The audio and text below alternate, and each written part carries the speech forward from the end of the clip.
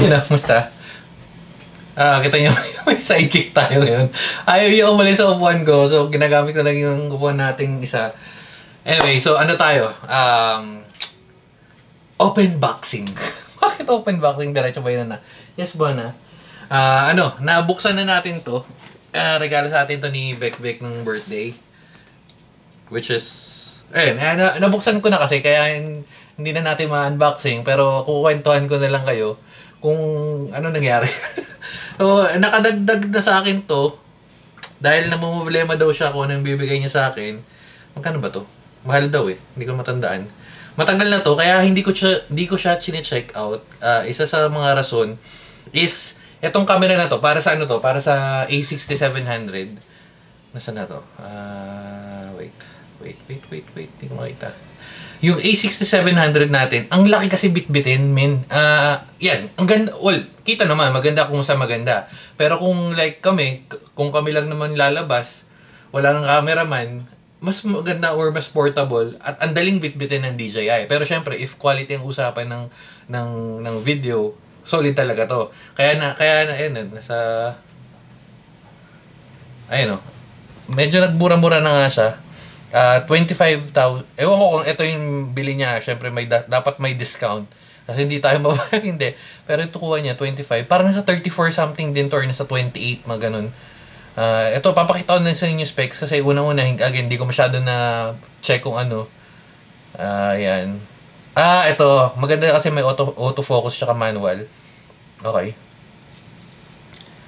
Yun lang, ang taas pala ng ano nito. Hindi pa ito 1.4. Pero solid daw sabi. The item is really solid. Okay. Aperture, mataas nga. 3.5 to 36. Pero solid Okay. So punta na tayo sa main event. Di ko alam kung magkano niya nakuha, pero sinishare ko na lang sa inyo experience. Again, ito daw inaantay niya nung birthday ko. Hindi ko alam kung kailan lalabas tong video na to. Baka mamaya sobrang tagal kasi saktong-sakto. Baka magamit ko to sa pupuntahan namin sa mga in the next 3 days. May lakad kami. So, baka bitbitin ko yan. Hindi ko sure. Tingnan natin. Kaso, medyo naulan-ulan Mahirap magbitbit ng malalaking camera. Pero yan. Ito. Again, nabuksan ko na to. Hindi ito siya full unboxing experience. Pero, it is what it is. Gangat-gat pa yung Margalilit and Mama Pegs natin. Okay, so punta tayo dito sa lens mismo. Wala na, yun lang kasama. Wala rin bag. Hindi ko matandaan kung nakabalot. Nakabalot pala. Nakabalot. Hindi ko ni-expect na bibigyan tayo ng lens. Although yung nagpunta tayo sa Hong Kong, tumingin na tayo dun. Nabanggit ko naman dun sa mga ibang videos, medyo mas mahal talaga siya pag dun kasi from China siguro, dadalhin sa Hong Kong, kaya may patong na onte. Pero, eto, rekta sa source. So, yan. Open natin to. Which is, ito yung... Wow! Shit, dudumihan. Very solid camera lens. Tabilan. Mamaya na natin to kalikutin. Tabi muna natin yan dyan. Meron naman tayong tag dito, camera lens bag. Tapos ito yung pag anti-ilaw, anti-shades, and ba't may ganito pang isa? Pagpapalitan mo yung wait. Hindi, sakto. Ano na muna tayo? Thumbnails muna tayo. Yan. Thumbnail na mabilis. Boom! Okay. Hindi ko masyado ma-review or mababanggit ng kung ano-ano. Hindi ako malupit. Hindi ako maalam sa ganito. Ang alam ko lang is magte-take ng video. Boom, yun na yun. Pero syempre, meron tayong zoom. Ang gamit ko kasi ngayon is tong E4 PZ, which is 10 to 20 na, ito, wide kasi to naka 12 to. Ayun, papakita natin. Pag naka 12, itsura. Namatay, di ba? Nagkamali tayo ng pindot. Tuloy tayo. So, ito, pag yung 12, i-zoom na, natin, itawag dito, full na takatin. Ayan, sobrang laki, di ba? Wide. Super wide. Boom. Yan ang maganda sa Pero pagka ayun, ang lapit natin legit, ito, siguro mga ito, isang dangkal to. Yan. Isang mga dalawang dangkal naman siguro. Pero, ganyan lang ang itsura, ang lawak. Ngayon, pag naka-18 tayo, itatabi muna natin to. Ito yung gamit ko ngayon na lensa. Hindi ko matandaan kung magkano kuha, parang naglalaro din ng 30 something to eh. Yan, pag 18, palapit ng 18, ayan, tutok na tutok. Which is okay lang naman. Kaso, di ba, siguro pag talking headshot na video, okay lang to. Pero pag unboxing, para mas magandang gantong itsura. Ngayon, para saan to? Ang bala ko dapat dito is para sa mga pictures. Ang hirap nga may bit-bitin. Isipin mo, karga si Peggy or si Marga.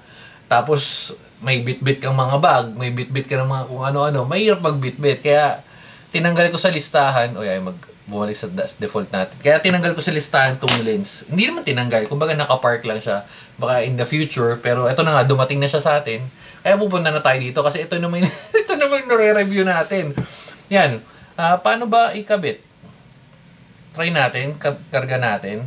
Karga natin para malaman natin kung solid. Tapos testingin na rin natin, no?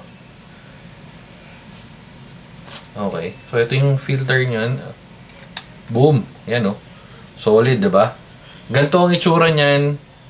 May autofocus, manual. Pagka medyo malupit-lupit ka na, automatic manual. Pero katulad sa mga buguhin natin, naka-auto to eh. Ito, auto rin yan eh. Ayan. Tapos, yung isa kong option, nakita nyo naman, Tamron. At dahil nandito na yan, so mangyayari dyan, isa swipe right na natin, swipe left, and then, boom! Delete! Di-delete na natin kasi nabili na eh. Tapos, ito, magkano ba itong isa yung ginagamit ko ngayon? E4 PZ. E4 hindi ito. Mas mura pala ito yung 18 to Sony PZ. Is it 10? Walang wide lens. O wala, hindi yata siya. Hindi siya sikat dito. Wait. Check natin sa iba. Check ko lang sa iba, tapos balitaan natin sa presyo, 10 to 20. Ito, ay mahal nga yung kuha natin. Parang mga nasa 40 something, 42 yata.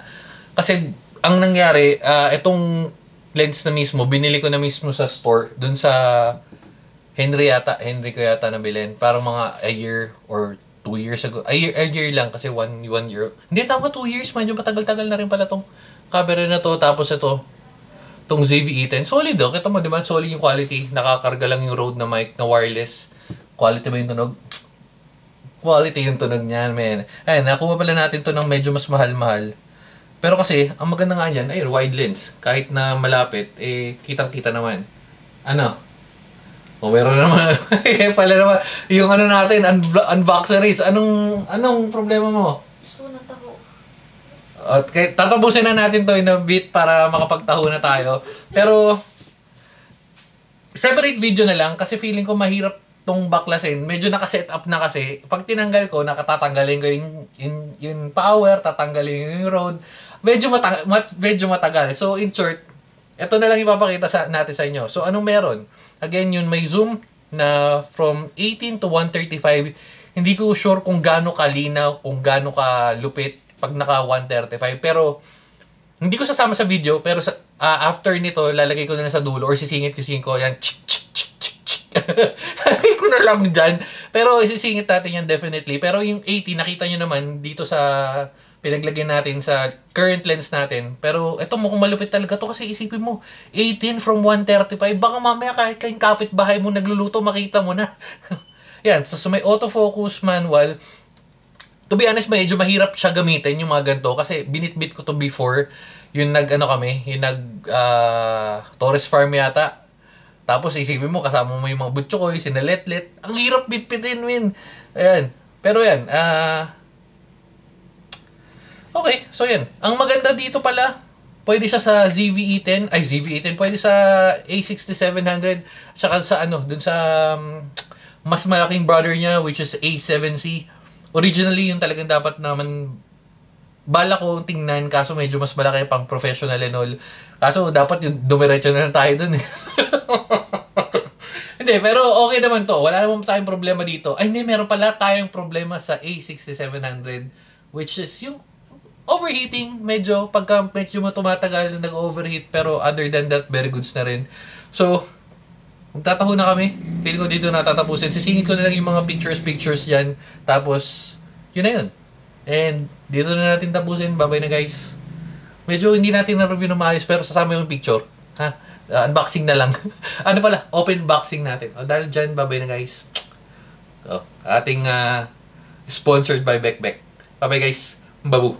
And Margalit. And Mama Peggy. Mas maganda pala mag-video pag ganito yung para bumili na kaya tayo ng bagong upuan dito. Oopsie. Okay na.